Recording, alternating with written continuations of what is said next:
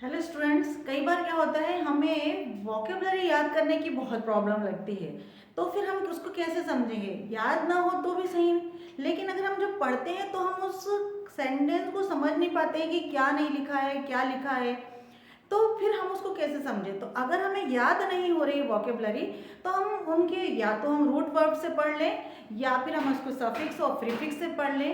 इनसे हमारी वोकेबलरी तो एनहांस होगी साथ साथ, और लेकिन हमको उसके साथ में पढ़ने मिलेगा नए नए सेंटेंस, नए नए पार्ट ऑफ स्पीच के बारे में जानने मिलेगा। तो इससे क्या होगा, आपकी स्पीकिंग इंग्लिश भी अच्छी एनहांस हो जाएगी और राइटिंग इंग्लिश भी और रीडिंग इंग्लिश भी बहुत अच्छी एनहांस हो जाएगी।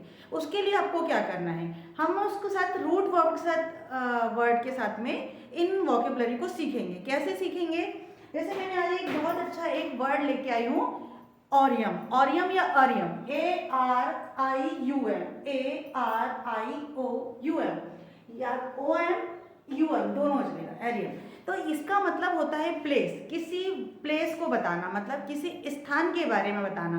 ऑब्वियसली किसी स्थान के बारे में बताने वाला है तो उनसे बनने वाले शब्द क्या हो गए, सारे के सारे नाउन हो जाएंगे। नाउन क्या होते हैं? प्लेस, पर्सन का नाम होता है। तो पहली बात तो आपको पार्ट ऑफ स्पीच समझ में आ गई कि वो जो नेम लिखा है वो क्या है, नाउन है ना, प्लेस के बारे में। इसका मतलब जिन भी शब्दों में ये जुड़ जाएगा तो ये एक प्रकार से रूट वर्ड का काम करेगा। यहाँ पे ये सफिक्स के रूप में काम करेगी। जब हम वर्ड के आखिरी में लगा रहे हैं तो वो सफिक्स हो गया और जिसके पहले में लगा रहे हैं वो प्रीफिक्स हो गया।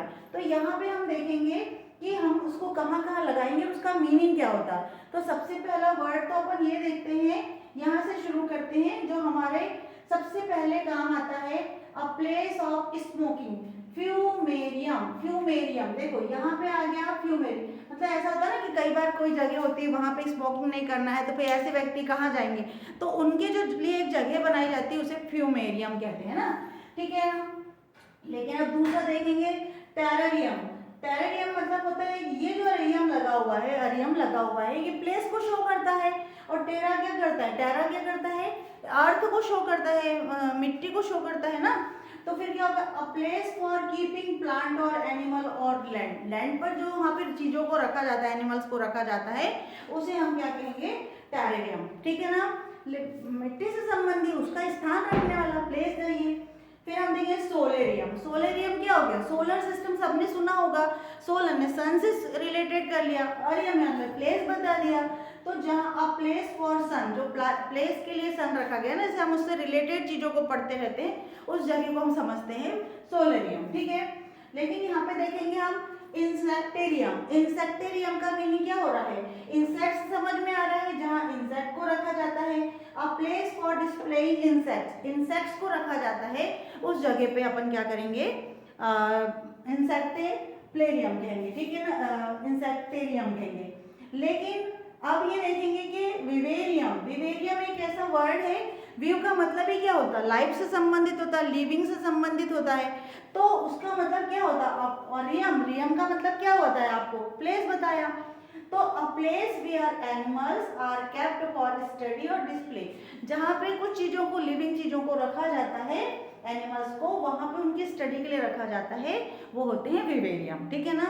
फिर हम आगे देखेंगे, इनके बीच में मैं एक चीज और आपको बता देती हूँ कि ये जो अरियम शब्द है, अरियम जो शब्द है वो वास्तव में लैटिन भाषा से लिया गया है और इसका मीनिंग होता है स्थान, है ना। तो इसे हम यूज कर रहे हैं आज अपन। फिर देखो, जो सॉल्ट वाटर एक्वेरियम में क्या ओसिनेरियम होता है, जैसे मैंने बताया ना, इंसेक्ट तो इंसेक्ट रखने की जगह, यहाँ लिविंग तो लिविंग रखने की जगह। ऐसा ही जहाँ पे सारे के सारे सॉल्टी लेक, सॉल्टी वाटर में रखते हैं ना, कई चीजें बड़ा एक्वेरियम बनाते हैं, उनकी स्टडी की जाती है, जहाँ पर उनको एक जगह रखा जाता है, उसे हम बोलते हैं ओसिनेरियम। ओसिनेरियम मतलब जो सॉल्ट वाटर एक्वेरियम कहते हैं जिसको, जो डिस्प्लेइंग मरीन एनिमल्स और प्लांट के लिए रखा जाता है, वो ओसिनेरियम है ना। फिर हम देखते हैं हर्बेरियम। हर्बेरियम तो हर किसी ने सुना होगा, जो 9th-10th से पढ़ते आए हैं उन्होंने पढ़ा होगा, जहाँ प्लांट को हम क्या करते हैं, ऐसे फंसाते हैं और फिर उसको प्रॉपर तरह से प्रेस करते हैं और फिर उसको कागज में लपेटते हैं। तो वही place of storing preserve plant specimen, जितने भी प्लांट के स्पेसिमेंस हैं उन्हें हम प्रिजर्व रखते हैं, वहां पे हम इसको लगाते हैं। फिर आता है एक्वेरियम। ये बहुत ही जाना पहचाना नाम होता है।